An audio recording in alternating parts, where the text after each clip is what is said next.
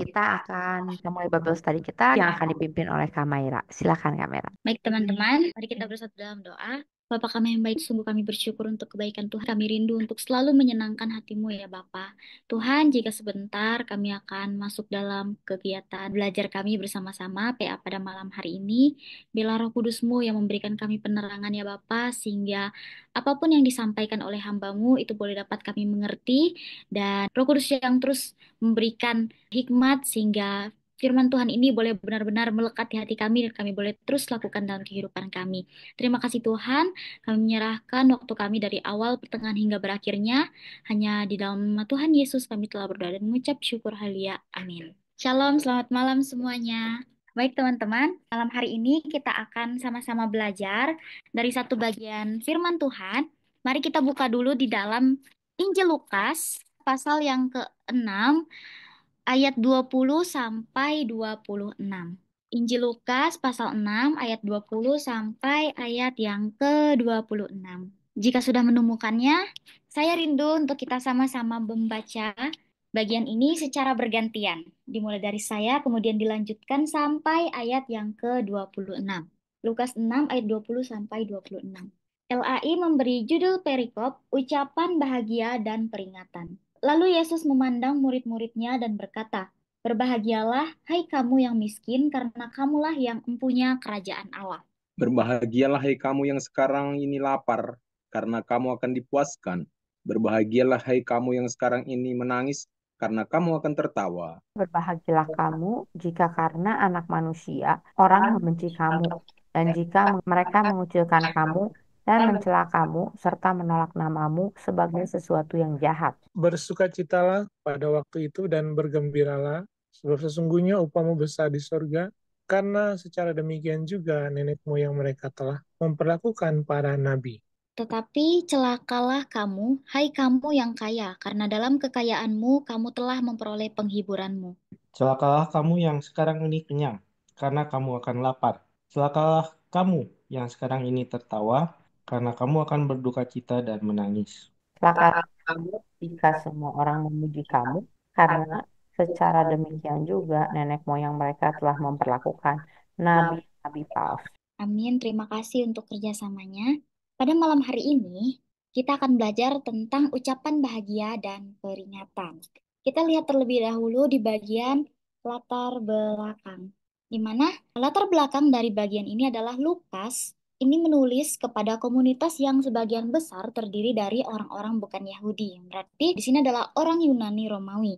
Dan banyak di antaranya adalah kaum miskin atau kaum yang terpinggirkan.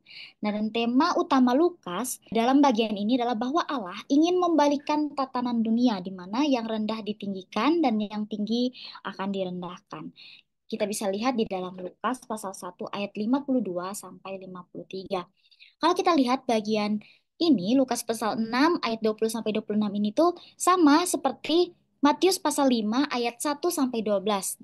Di Matius pasal 5 ayat 1 sampai 12 ini pun menjelaskan atau memberikan bagian tentang ucapan berbahagia.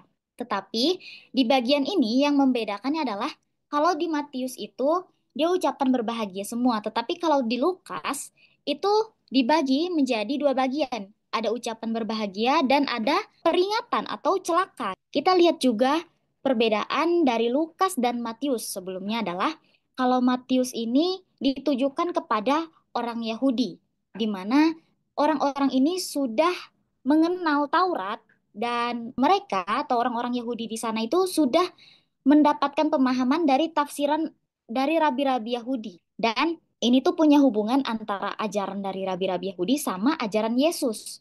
Nah, dan di dalam Matius itu sangat familiar dengan hukum Taurat, teman-teman. Tetapi kalau di Lukas, ini ditujukan kepada orang yang bukan Yahudi dan menariknya bahwa di dalam kitab Lukas ini hanya mengemukakan atau memberikan penjelasan tentang ajaran Yesus saja. Dan fokus dari Lukas ini adalah pemberitaan tentang kabar baik kepada orang miskin dan penekanan terhadap belas kasihan Allah bagi mereka yang terpinggirkan. Kita lihat kepada siapa Yesus berkata. Yesus menyampaikan pesan ini kepada Kita lihat di ayat yang ke-20 di mana Yesus menyatakan kepada murid-muridnya atau para murid itu secara eksplisit. Di mana murid ini adalah orang yang telah memilih untuk mengikut Yesus. Dan mereka memiliki fokus utama yaitu ajaran inti tentang sikap dan nilai-nilai dalam kerajaan Allah. Kemudian selain itu, Yesus juga berkata kepada kerumunan orang yang menderita. Dan di sana ada banyak orang yang miskin, sakit, tertindas, dan juga ada orang-orang kaya tentunya. Nah, kita lihat di sini yang paling utama sebenarnya adalah para muridnya, karena disampaikan di ayat yang ke-20 itu kan Yesus memandang murid-muridnya dan berkata, tetapi tidak menutup kemungkinan juga orang-orang banyak mendengarkan, karena di perikop sebelumnya, di ayat yang ke-17, 18, dan 19, ketika Yesus turun dan berhenti pada suatu tempat yang datar, di situ berkumpul sejumlah besar dari murid-muridnya dan ada banyak orang yang datang dari seluruh Yudea, dari Yerusalem, dari pantai Tirus dan Sidon dan mengikut mereka gitu. Ingin melihat mujizat-mujizat yang dilakukan Tuhan dan ingin melihat apa yang Tuhan ingin sampaikan. Jadi, Yesus berkata bukan saja kepada murid-muridnya, tetapi juga kepada kerumunan orang banyak, kepada orang yang menderita dan juga orang yang kaya. Kita lihat siapa yang berbahagia. Kata berbahagia di sini itu berasal dari bahasa Yunani, yaitu makarios, yang memiliki makna bahwa ini menyatakan kepada seseorang bahwa kita bergirang hati karena keadaan yang menggirangkan. Bagi orang Yunani, teman-teman, makarios ini tuh seperti kita sedang mengalami pujian. Semisalnya, orang tua memuji anaknya karena melakukan tingkah laku yang baik. Terus orang kaya yang berbangga diri bahagia karena kekayaan mereka. Terus juga ketika orang mendapatkan gelar dan dihormati. Bagi orang Yahudi, bahagia itu adalah seperti diberkati Allah jika dia dianugerahi anak, contohnya Abraham. Kemudian mereka berbahagia ketika mengalami keberuntungan, seperti Ayub, lepas dari keterpurukan dia mendapatkan keberuntungan yang berlipat-lipat kali. Dan menurut orang Yahudi juga bahwa kebahagiaan itu bukan hanya bersifat rohani saja, tetapi juga merangkum tentang badan dan jiwa secara lahiriah dan batiniah, di mana ini menunjukkan tentang terwujudnya kekuasaan Allah. Makanya di sini disimpulkan bahwa hidup bahagia itu adalah hidup sebagai warga negara kerajaan Allah atau hidup yang dekat dengan Allah. Nah, kita lihat di ayat yang ke-20, di sana dikatakan, berbahagialah hai kamu yang miskin karena kamulah yang empunya kerajaan Allah. Mengapa di sini dikatakan miskin? Miskin ini tuh punya makna yang menarik. Kalau kita lihat di sini miskin itu bahasa Yunaninya adalah tokos, yang memiliki arti adalah melarat. Kalau kita pikir-pikir, kalau di luar-luar sana melarat itu kan mungkin seperti orang-orang susah gitu yang hidupnya ndak enak, makannya susah, terus ndak punya baju, ndak pakai sendal, tinggal di tepi-tepi jalan. Dari tokos ini atau melarat ini memiliki arti bahwa tidak dapat membawa apa-apa kepada Allah, yang artinya saya tuh ndak punya apa-apa untuk dibawa kepada Allah, cuman ada diri saya sendiri. Dan kata miskin ini diberikan Lukas di sini di dalam tulisannya tentang bagaimana Tuhan Yesus yang memberikan pertolongan khusus. Ini adalah kabar baik bagi orang-orang pada saat itu di mana Tuhan Yesus memberikan kabar baik dan Allah memberikan pertolongan khusus kepada mereka yang miskin, yang melarat. Kita bisa lihat pertolongan khususnya seperti apa di dalam Lukas pasal 4 ayat yang ke-18. Di sana dikatakan, Roh Tuhan ada padaku. Ada padaku ini maknanya bahwa ada pada Yesus, Yesus sendiri. Oleh sebab ia telah mengurapi aku, Allah mengurapi Yesus untuk menyampaikan kabar baik kepada orang-orang miskin dan ia telah mengutus aku. Nah, di sini menarik teman-teman. Kenapa? Karena Tuhan Yesus itu diutus dan diurapi untuk menyampaikan kabar baik kepada orang miskin. Oleh sebab itu, maka di sana dikatakan bahwa berbahagialah hai kamu yang miskin, karena kamu yang mempunyai kerajaan Allah. Orang yang miskin tentunya akan memiliki dan merasakan penderitaan. Orang miskin itu identik dengan orang yang susah, orang yang membutuhkan pertolongan, orang yang bersedih, orang yang cenderung putus asa. Tapi di sini dikatakan berbahagia kamu yang miskin karena kamu yang akan mempunyai kerajaan Allah. Kenapa? Karena orang si miskin ini akan bergantung pada satu-satunya sumber yang dapat memberikan mereka kebahagiaan. Dan kebahagiaan itu ada di mana? Ada pada Yesus sendiri. Hanya Yesuslah yang dapat memberikan kebahagiaan kepada mereka. Ketika orang miskin itu menyerahkan dirinya, maka dia akan mendapatkan kebahagiaan dari Allah itu sendiri. Dan orang dunia itu berpandangan bahwa orang miskin itu tidak setia. Kalau kita miskin itu tandanya berarti kita masuk dalam penderitaan. Kita akan lapar dan kita akan menangis. Tetapi di bagian ini, Yesus ingin mematahkan paradigma itu. Dan Tuhan Yesus ingin membalikkan bahwa orang yang miskin itulah orang yang berbahagia, karena orang yang miskin itulah orang yang mencari Tuhan. Kemudian di ayat yang ke-21 dikatakan, berbahagialah kamu yang sekarang ini lapar karena kamu akan dipuas. Kalau orang lapar itu kan identik dengan pengen makan. Contohnya kalau misalnya kita lapar, kita lihat segala macam makanan apa aja yang ada di depan kita, pasti kita ingin makan. Nah, di sini sampaikan, berbahagialah hai kamu yang sedang lapar karena kamu akan dipuaskan. Ketika kita lapar secara rohani, maka kita akan mencari sumber dari kenyang itu. Kalau misalnya kita dalam keadaan yang terpuruk, dalam keadaan yang putus asa, tentunya kita akan mencari sumber supaya kita bisa mendapatkan ketenangan itu dari mana? Ya dari Tuhan. Kemudian di ayat yang ke-22 dikatakan juga bahwa berbahagialah kamu jika karena anak manusia orang membenci kamu, dan jika mereka mengucilkan kamu dan mencela kamu, serta menolak namamu sebagai sesuatu yang jahat. Ayat 23-nya, bersukacitalah pada waktu itu dan bergembiralah, sebab sesungguhnya upahmu besar di sorga, karena secara demikian juga nenek moyang mereka telah memperlakukan para nabi. Ini maknanya apa, teman-teman? Ini adalah suatu pengorbanan diri. Ketika kita dalam keadaan miskin, dalam keadaan terpuruk, dalam keadaan yang menderita, sedih, kita kan pasti membutuhkan pertolongan Tuhan. Nah, ketika orang-orang yang menganggap kita ini kayak sendiri, membutuhkan pertolongan, pasti mereka akan menganggap remeh kita. Dan di situ kita akan melihat banyak orang yang akan membenci kita, mengucilkan kita. Tetapi itu harus menjadi salah satu hal yang membuat kita berbahagia. Karena apa? Karena kitalah yang akan mendapatkan upah yang besar di sorga. Nah, begitu teman-teman. Selanjutnya, makna dari celaka. Celaka ini adalah ucapan atau peringatan keras kepada mereka yang terlalu mengandalkan kekayaan, kenyamanan, atau pujian dunia. Kemudian, ucapan celaka ini mengingatkan bahwa mereka yang menempatkan prioritas pada kekayaan dan kenyamanan duniawi mungkin tidak akan menikmati berkat kekal, baik itu dalam kerajaan Allah, dan ukuran keberhasilan adalah kesetiaan kepada Allah, bukan keberhasilan duniawi. Oleh karena itu, celaka itu merujuk pada kondisi terpisah dari Allah dan kehilangan berkat yang kekal. Ini adalah panggilan untuk mengubah cara hidup mereka agar tidak hanya fokus pada hal-hal duniawi. Kita lihat di ayat yang ke-24, 25, dan 26, ini adalah peringatan. Peringatan kepada siapa? Kepada mereka yang kaya. Maknanya apa? Kaya di sini itu adalah mereka yang sudah menerima penghiburan di dunia, tetapi mereka kehilangan harta yang kekal. Kamu yang kaya karena kekayaanmu, karena kamu telah memperoleh penghiburanmu. Jadi kalau kita kaya, pasti kita sudah merasa bahagia. Jadi tidak perlu penghiburan dari siapapun, termasuk dari Allah. Tapi itu malah membuat jerat buat kita. Kita akan kehilangan harta kekal kita, yaitu kita akan jauh dari Tuhan. Kita akan kehilangan harta kita. Kemudian di ayat yang ke-25 dikatakan, celakalah kamu yang sekarang ini kenyang karena kamu akan lapar.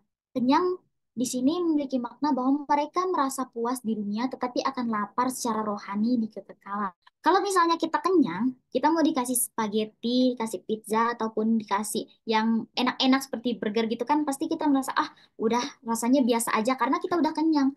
Coba kalau kita lapar, pasti kita kan pengen gitu ya lihatnya, aduh kayaknya enak banget. Nah, sama maknanya dengan bagian ini, kenyang secara rohani. Kalau misalnya orang kaya itu tadi, dia kenyang, dia merasa dirinya udah cukup, mereka akan mengabaikan firman Tuhan, mereka akan mengabaikan nasihat-nasihat, karena mereka sudah merasa puas di dunia. Tetapi nanti dalam rohanian mereka, mereka akan lapar dalam kekekalannya. Kemudian di bagian selanjutnya, celakalah kamu yang sekarang ini tertawa, karena kamu akan berduka cita dan menangis.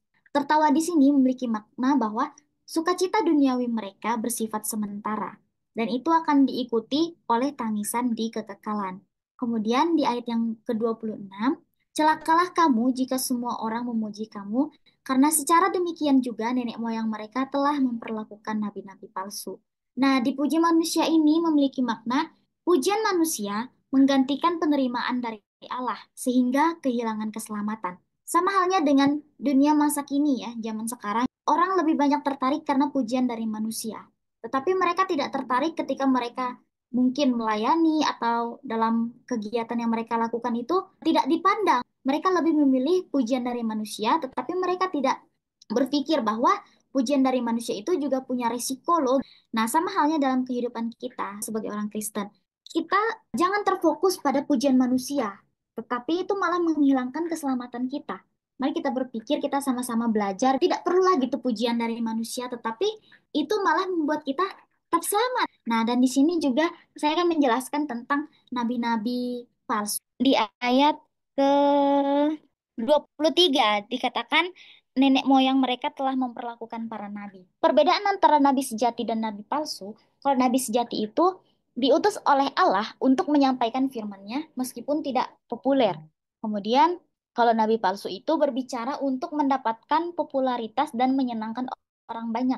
Nabi sejati itu seringkali ditolak, dianiaya, atau dibunuh karena pesan mereka menentang dosa. Kalau nabi palsu itu diterima dengan baik dan dipuji karena pesan mereka sesuai dengan keinginan manusia. Kalau nabi sejati menaati Allah meskipun itu berarti resiko pribadi, sedangkan nabi palsu menaati manusia demi keuntungan atau kenyamanan pribadi. Nah, kita lihat di bagian ini. Di ayat yang ke-26, celakalah kamu jika semua orang memuji kamu, karena secara demikian juga nenek moyang mereka telah memperlakukan nabi-nabi palsu. Ini hati-hati. Mungkin bukan kita, tapi ada banyak di luar sana pendeta-pendeta palsu yang seringkali menyampaikan firman Tuhan, tetapi untuk mereka memperoleh keuntungan, untuk mereka memperoleh pujian, bahkan untuk mereka bisa mendapatkan sesuatu yang mereka inginkan di luar dari apa yang Allah kehendaki, berbicara untuk mendapatkan popularitas. Nah, kita mau belajar dari bagian ini bagaimana fokus tujuan kita itu hanya pada Kristus, bukan pada hal-hal yang lain. Dan di sini juga kita mau belajar bagaimana ketika kita menaruh diri kita sepenuhnya pada Allah, walaupun kita dalam keadaan yang melarat, dalam keadaan yang mungkin putus asa, bersedih, tapi kita akan memperoleh kebahagiaan itu. Seperti di awal tadi, kebahagiaan yang kita dapatkan itu adalah kebahagiaan yang menggebu-gebu, tidak dapat diungkapkan. Dan kebalikannya, jika kita tidak melakukan apa yang Tuhan kehendaki atau kita tidak bersandar kepada Tuhan, maka kita akan celaka. Celaka dalam arti hal-hal yang nyaman itu membuat kita lengah dan justru itu malah membuat kita jauh dari Tuhan. Kita akan jauh dari kehidupan yang kekal itu. Dari sini kita mau belajar bersama-sama. Ini adalah peringatan serius terhadap bahaya spiritual dari mengutamakan kekayaan, kenyamanan, kesenangan, dan popularitas dunia. Celaka itu juga kehilangan hubungan dengan Allah dan berkat yang kekal. Ini berakar pada sikap hati yang tidak mau bertobat atau bergantung kepada Allah. Oleh sebab itu, pertanyaannya untuk kita, di manakah kita berada? Apakah kita mau bergantung pada Allah atau kita mau bergantung pada kenyamanan dunia? Demikianlah pembahasan dari saya. Terima kasih. Jika ada yang mau ditambahkan, dipersilakan. Pada Ibu Susan, untuk pada yang lainnya, dipersilakan. Baik, terima kasih Kamera. Jadi kalau gitu closing statementnya apa Kamera? Hanya di dalam Tuhanlah kita bisa mendapatkan kebahagiaan sejati itu. Kita harus menjadi bahagia atau menjadi celaka. Mungkin kita harus mengalami celaka itu dulu supaya kita dalam bahagia gitu ya. Kalau secara manusiawi mungkin lebih milih bahagia saja kali ya. Tapi dalam sebagai anak Tuhan itu tadi, sebagai warga negaranya Allah, kita harus mengalami itu karena hanya orang miskinlah yang membutuhkan pertolongan dari Tuhan. Kalau misalnya kita kaya, tadi kan orang kaya nggak butuh apa-apa lagi nih, nggak butuh makanan karena udah kenyang, terus nggak butuh juga yang selain itu gitu kan. Tapi kalau orang miskin kan dia akan terus membutuhkan. Nah, itu menjadi salah satu hal bagaimana dia akan terus mendorong dirinya supaya dia mau terus dekat sama Tuhan. Itu kalau kaya dan miskin secara rohani tadi. Tadi Kamera sudah menyampaikan kepada siapa Yesus berkata berbahagia dan kepada siapa ia berseru celaka. Dalam Lukas 6 ayat 20 sampai 26, biasanya orang berkata kamu harus bekerja keras dan cerdas supaya kamu mendapat banyak uang, menjadi kaya raya dan hidup bahagia. Itu paradigma dunia. Tetapi Yesus mengajarkan hal yang lain. Jadi kebahagiaan itu identik dengan kekayaan yang melimpah, itu kata dunia. Tapi apa makna kebahagiaan dari kacamata Tuhan? Kita tadi sudah membacanya dan Kamera juga sudah menyampaikannya. Kita masuk ke bagian yang ketiga. Apa respon Anda?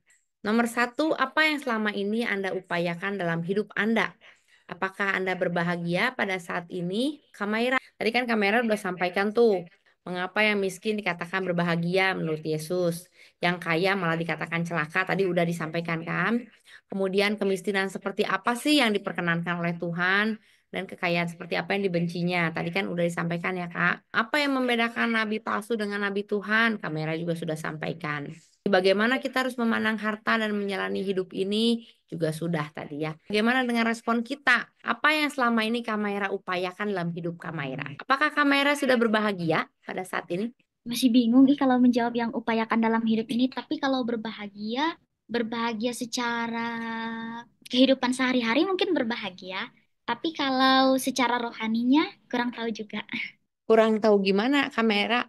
Kalau dari kacamata tadi yang Tuhan bilang, berbahagialah kamu yang miskin karena kamu akan mempunyai kerajaan surga. Nah, menurut Kamaira, Kamaira sudah sampai tahap bahagia seperti itu belum? Masih dalam proses sepertinya ya Bu ya. Nah, tapi Kamaira mau mempunyai kebahagiaan seperti itu. Mau dong Bu, cuman dalam prosesnya sulit. Kalau Ya, mau sampai tahap itu mau. oke. Baik, tapi miskinnya yang agak sulit ya. Mm-mm. Oke, baik. Nah, coba kita beralih kepada Om Yosua yang baru berulang tahun nih. Kalau kita tadi mendengar pemaparannya Kamaira mengenai bahagia dan celaka yang ditulis di Lukas 6 ayat 20 sampai 26. Menurut Om Yosua, apa yang selama ini sudah Om Yos upayakan dalam hidup? Dan apakah Om Yos berbahagia pada saat ini? Shalom, Shalom. puji Tuhan. Dari pemaparan Maira tadi kan bahwa bahagia itu menurut ukuran Tuhan. Kalau bahagia menurut kita, ya tentu saja ya banyak versi. Mungkin saja saya contohkan bagi seorang Maira bahagia ketika ia menemukan jodoh, tajir, takut akan Tuhan, mungkin itu bahagia gitu. Anak tunggal lagi ya, pewaris tahta. Itu kan menurut ukuran Maira.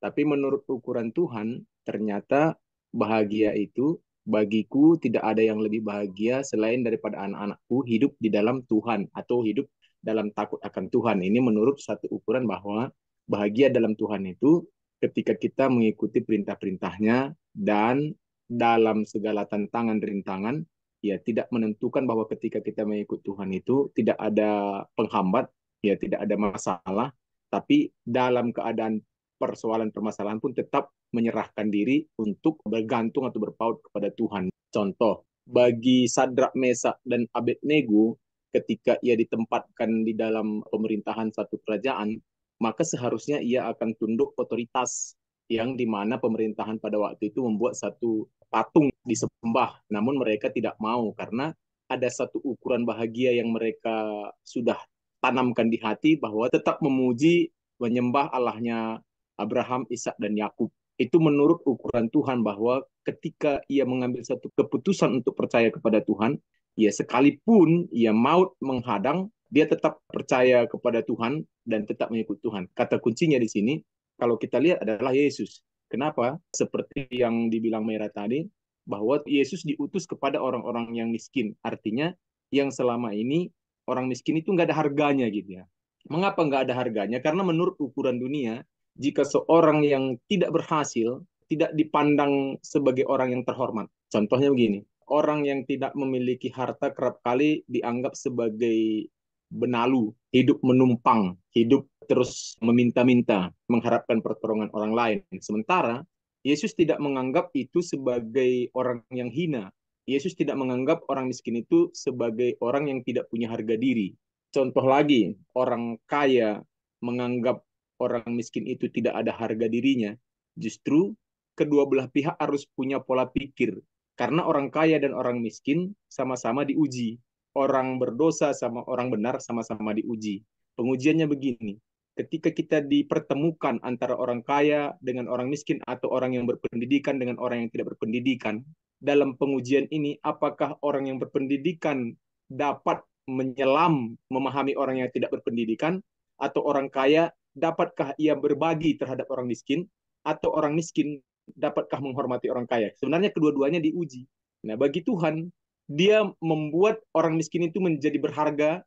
Maka tadi ada kata-kata yang dilontarkan oleh Meira bahwa Tuhan bahwa Yesus diutus kepada orang miskin supaya mereka berbahagia. Artinya begini, orang miskin, sekalipun dia miskin secara ekonomi, bukan berarti tidak ada peluang dia untuk masuk ke dalam kerajaan sorga. Maka Allah sendiri mengutus anaknya, putranya yang tunggal, supaya setiap orang yang percaya kepadanya beroleh keselamatan dan tidak binasa. Nah, artinya begini, kata kunci tetap Yesus. Jadi mulai dari perjanjian lama sampai perjanjian baru, yang harus kita perhatikan untuk membaca Alkitab adalah kata kunci.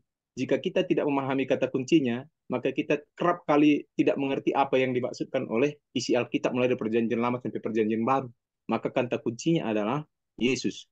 Nah, ketika Sadrak, Mesak, dan Abednego dimasukkan ke dalam perapian, ketika mereka dimasukkan 3 orang, maka orang melihat menjadi 4. Siapakah pribadi yang keempat?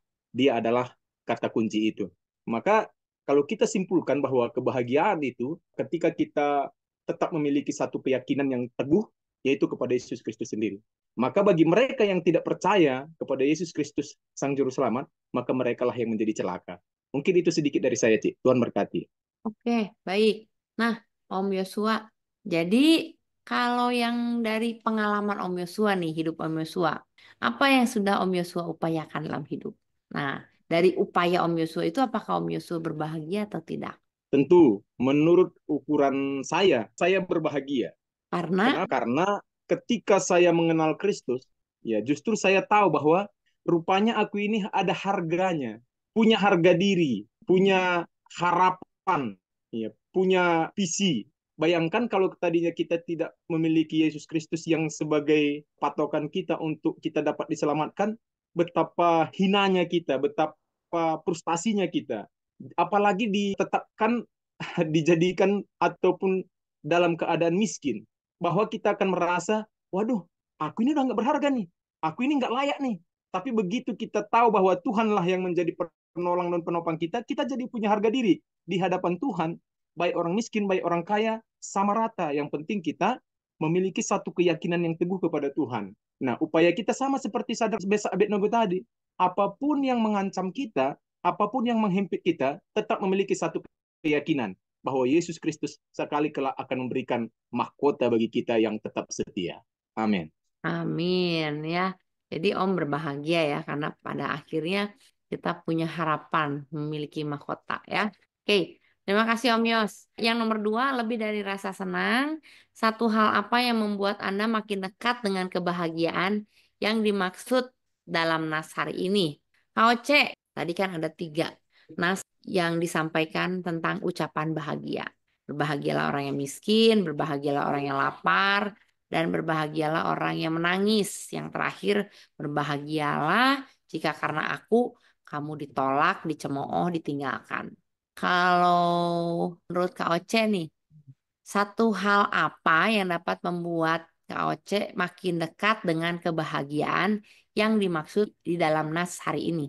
Kalau hal yang bikin saya merasa bahagia atau yang mendekati dengan nas ini tentu saja saya selalu sadar diri karena kesadaran akan anugerah Allah, yaitu selalu membuat saya tuh tahu bahwa ya memang pada dasarnya saya pribadi itu tidak punya sesuatu yang bisa dibanggakan atau yang bisa diandalkan dalam hidup ini. Dan memang secara faktualnya juga demikian. Secara harfiah kalau misalnya baca kayak juga nggak pas-pasan gitu ya. Jadi memang kalau baca teks ini juga ya memang nggak ada yang bisa dibanggakan. Sehingga dengan demikian juga walaupun mungkin satu saat misalnya Tuhan percayakan banyak hal, kesadaran akan sesuatu yang adalah anugerah itu mungkin akan membuat saya tetap menyadari bahwa memang apapun yang saya miliki, seharusnya seorang anak Tuhan, seorang hamba Tuhan itu memang harus menyadari bahwa dia tetap miskin. Dengan demikian, dia mengandalkan segala sesuatunya atau bergantung sepenuhnya pada Tuhan. Nah, jadi saya selalu memperingatkan atau selalu merefleksikan kehidupan saya bahwa saya pada dasarnya tidak memiliki sesuatu yang bisa dibanggakan. Kalaupun diberikan sesuatu, sesuatu itu pun pemberian begitu. Sehingga dengan demikian, saya kalau dipercayakan hal-hal yang lebih besar saya bahagia, nggak dipercayakan pun atau ditunda pun saya tetap berbahagia karena saya tahu bahwa itu semua adalah kepercayaan dan sesuatu yang diberikan bagi saya. Nah, itu seperti itu, Ci. Saya mungkin mau sedikit agak keluar dulu dari tema atau dari pertanyaan yang diberikan ya. rekan-rekan ya. Izin ya sih ya. Boleh, silakan. Jadi ini sebenarnya menarik yang tadi dibahas oleh Kak Maira. Kalau teman-teman pernah baca satu buku ditulis oleh seorang sosiolog, seorang teolog juga namanya Donald Kraybill. Dia menulis satu buku Kerajaan Sungsang. Jadi kerajaan Allah itu sistemnya tuh terbalik dengan pola-pola kerajaan dunia ya. Dan ini terlihat sekali ya. Terutama ini sebenarnya kan kritik Tuhan Yesus terhadap cara pandang orang-orang Yahudi dan juga jangan-jangan itu melekat juga pada kita gereja kita hari-hari ini ya, lingkungan kebanyakan orang Kristen. Karena seringkali kita memandang kekayaan itu terkait dengan status dan kerohanian. Nah, itu problem yang paling umum ya. Dan bagaimanapun kita seringkali mau kita menyangkal pun, dimanapun kalau kita melihat seseorang yang datang dengan mobil Mercy begitu ya, atau dengan Alphard, kita pasti akan membedakan dengan yang cuma naik angkot atau naik motor. Dan tanpa sadar itu seringkali menjadi apa ya, satu gap dan juga hadir di dalam gereja. Nah, itu sebenarnya persoalan yang sudah Tuhan mau bongkar begitu ya. Artinya kita seharusnya sadar di dalam gereja tuh kita semua miskin, kita semua lapar. Artinya kita mau mencoba keluar dari apa yang Tuhan tetapkan. Maka seharusnya dengan kesadaran penuh itu juga kita atau orang-orang yang dipercayakan banyak hal itu seharusnya menyadari bahwa mereka ya banyak berkat itu bukan berarti mereka sementara imannya 100% on fire begitu. Tidak selalu juga, justru jangan-jangan seringkali kita terlalu terbuai begitu ya, sehingga kita berada dalam tanda kutip ancaman iman yang justru dikritik habis-habisan oleh Tuhan Yesus. Nah itu yang pertama.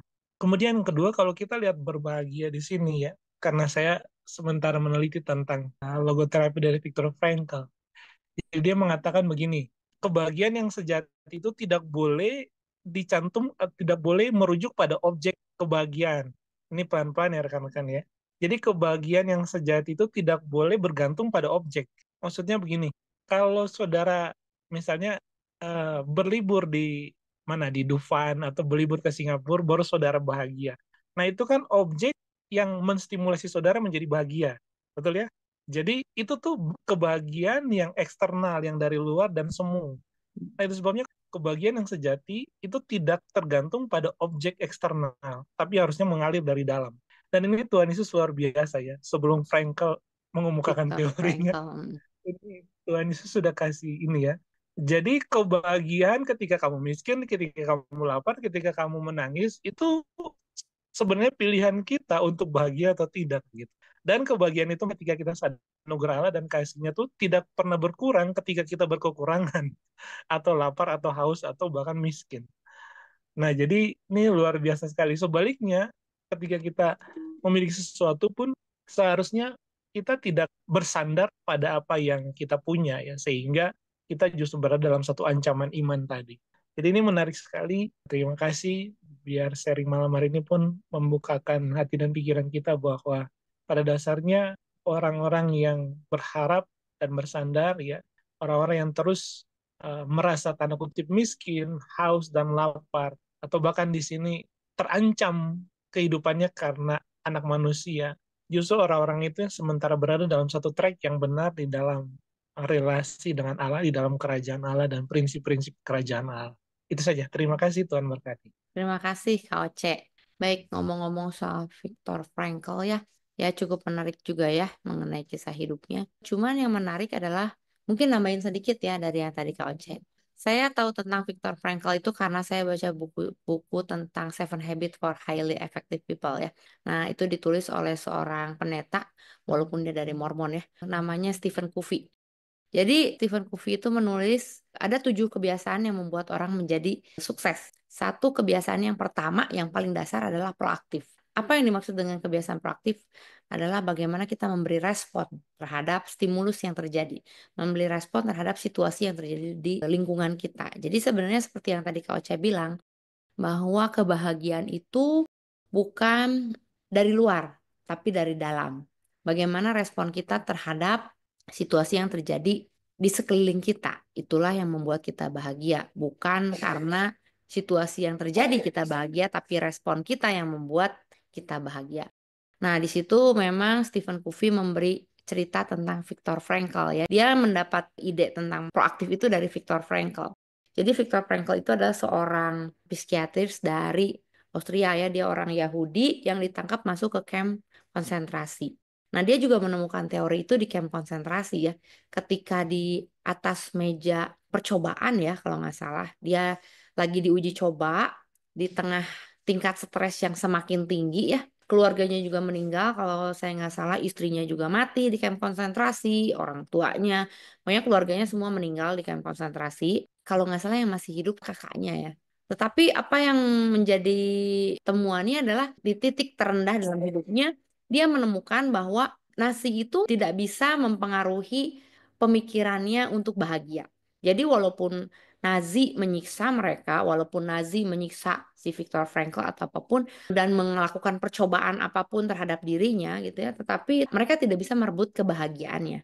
Karena kebahagiaan itu datang dari dalam, datang dari pikirannya sendiri. Disitulah Viktor Frankl menemukan itu. Dan itulah yang membuat Viktor Frankl bertahan ya. Dari bertahan sampai dia menemukan cara bagaimana keluar dari kamp konsentrasi dan kabur ke Amerika. Itulah yang membuat dia selamat. Dia tadinya udah sampai di tahap putus asa dan udahlah mati aja gitu, tapi nggak mati-mati. Sampai akhirnya dia memutuskan, oh bukan mereka yang menentukan kebahagiaan saya, tapi saya yang menentukan kebahagiaan saya. Akhirnya dia berpikir dan disitulah imajinasinya keluar, dia berpikir berpura-pura jadi mayat. Dan ketika malam hari dia kan kalau jadi mayat semua di kamp konsentrasi itu dibuang ke tong sampah isinya mayat semua. Dan ketika malam karena sudah tidak ada yang menjaga dia kabur dari kamp konsentrasi. Sekilas cerita tentang Viktor Frankl yang cukup menarik. Tapi yang seperti tadi yang Kak Oce sampaikan ya. Jadi kebahagiaan itu bukan dari luar dan betul bahwa Yesus sudah menyampaikannya sudah lama ya. Dari 2000 tahun yang lalu Yesus mengatakan berbahagialah. Jadi bukan kemiskinan yang bikin kita celaka, tetapi bagaimana cara kita memandang terhadap kemiskinan tersebut. Kenapa miskin bisa jadi bahagia? Tadi seperti yang Kamera sampaikan. Karena kita tahu bahwa Yesus datang untuk orang miskin. Dan ketika kita memandang diri kita miskin dan tidak memiliki apa-apa, maka kita akan mencari sumber kebahagiaan yang ada dalam Yesus sendiri. Mungkin tambahan dari saya itu. Terima kasih ya Kak Oce. Baik, pertanyaan yang terakhir ya. Apa yang dapat Anda lakukan untuk menjadi orang yang berbahagia menurut firman Tuhan? Koleo Yang paling simpel kayaknya mengikuti kehendaknya, Ci. mengikuti kehendak Tuhan. Karena ya memang beda sih rasanya ya. Waktu itu sempat ada pertanyaan di kantor, Ci. Ini mah Mm-mm. teman saya nggak tahu kalau dia sedang bermasalah. Dia cuman bisa nanya, kenapa saya selalu terlihat bahagia? Saya nggak sempat jawab kenapa ya. Cuman lama-kelamaan nih jadi terngiang-ngiang gitu. Kenapa ya? Kalau teman saya bilang, oh ini pasti gara-gara punya anabul di rumah gitu. Tapi saya pikir bukan itu juga jawabannya gitu. Dipikir-pikir ya, kayaknya saya apa ya, beban kerjaan tuh ya diserahin aja. Tuhan, ini mau kemana gitu. Tunjukin aja jalannya, biar saya yang lakukan gitu. Itu jadi lebih ringan gitu, Ci. Itu jadi, ya kita kerja juga happy-happy aja gitu. Ya, iya, iya. Kayaknya Kalau itu deh. oke melakukan kehendak Bapak ya. Nah, terus Hmm. bagaimana Koleo bisa paham setiap hari atau mengerti setiap hari untuk melakukan kehendak Bapak itu gimana? Apa nih kehendak Bapak untuk saya hari ini? Bagaimana caranya mengetahuinya? Kalau dari Koleo gimana nih caranya? Apa yang Ya Koleo kita lakukan? pagi-pagi ya doa pagi, Ci. Mm-mm, Bangun relasi lah setiap hari. mm-mm, Terus di saat lagi katakanlah dapat masalah gitu, mm-mm, maksudnya di kerjaan sih ya, ya mm-mm, kita coba tenang dulu ini maunya kemana gitu, mm-mm. gitu kan. Setelah kita tenang, kalau mentok sih kadang ya doa sebentar, Tuhan ini mau kemana ya, sambil nanya Oke, gitu. Tapi udah gitu udah rada tenang, kita lihat lagi ada gitu, oh jalannya ke sini, jalannya ke sini, oke. gitu. Iya, betul ya. Di dalam tinggal tenang, terletak kekuatan ya. Wah, luar biasa. Setuju, Koleo. Terima kasih ya. Kalau gara-gara punya anabul jadi bahagia, mas semua orang punya anabul kali ya. Ya, tapi saya setuju dengan Koleo. Ketika kita melakukan kehendak Tuhan, kita akan menjadi orang yang bahagia. Tuhan Yesus memberkati. Oke, baik. Terima kasih teman-teman untuk responnya pada malam hari ini. Tadi Kamera sudah menyampaikannya dengan baik. Mungkin ada closing statement dari Kamera kali Kamera supaya kita lebih bahagia lagi setelah tadi mendengar pemaparan dari Om Yosua, Kak Oce, Koleo. mengenai respon kita? Tetap hidup dalam kehendak Tuhan. Dan jangan jadikan hal-hal lain itu untuk kita mendapatkan kebahagiaan sejati. Tapi jadikanlah Tuhan sebagai satu-satunya objek untuk kita dapat kebahagiaan sejati. Itu aja, Bu. Terima kasih. Oke, baik, luar biasa ya. Mari kita berdoa sambil kita menutup jam PA kita pada malam hari ini. Kita mengucap syukur atas segala berkat Tuhan dan mohon kerendahan hati untuk tetap setia dan taat kepada Tuhan. Mungkin doa ini saya minta dengan hormat Ko Yupi ya bisa berdoa untuk kita semua. Silakan Ko Yupi. Mari kita berdoa. Bapa dalam surga, terima kasih pada hari ini, malam ini, Kau telah kumpulkan kami bersama-sama melalui aplikasi Zoom. Terima kasih untuk waktu yang boleh kami gunakan untuk kami boleh bersama-sama mempelajari, menelaah lebih dalam akan kebenaran firman-Mu, sehingga kami boleh lebih mengerti akan suara-Mu, akan kehendak-Mu dalam hidup kami. Bapa dalam surga, biar setiap perkataan firman, perkataan renungan, dan isi PA ini boleh tertanam, berakar, bertumbuh, dan berbuah, sehingga kami boleh menjadi suratan terbuka bagi tempat di mana kami berada. Berkati pelayan-pelayan-Mu Tuhan, ada Maira yang membawa pujian dan firman hari ini, ada Susan juga yang menjadi host, dan rekan-rekan sekalian biar Kau jamah satu demi satu di dalam pekerjaan kami, pelayanan kami, dan keseharian kami. Waktu ini akan kami akhiri Tuhan, biarlah Kau jamah, lindungi sertai kami. Ada sebagian dari kami mungkin istirahat ataupun melanjutkan pekerjaan atau aktivitas lain, biarlah Kau tetap jamah jaga kami dan izinkan kami untuk boleh berkumpul kembali nanti hari Minggu untuk boleh bersama-sama beribadah di tempat ini. Terima kasih Bapa, kami menyerahkan seluruh doa ini ke dalam tangan-Mu. Dalam nama Yesus kami sudah berdoa. Amin. Amin.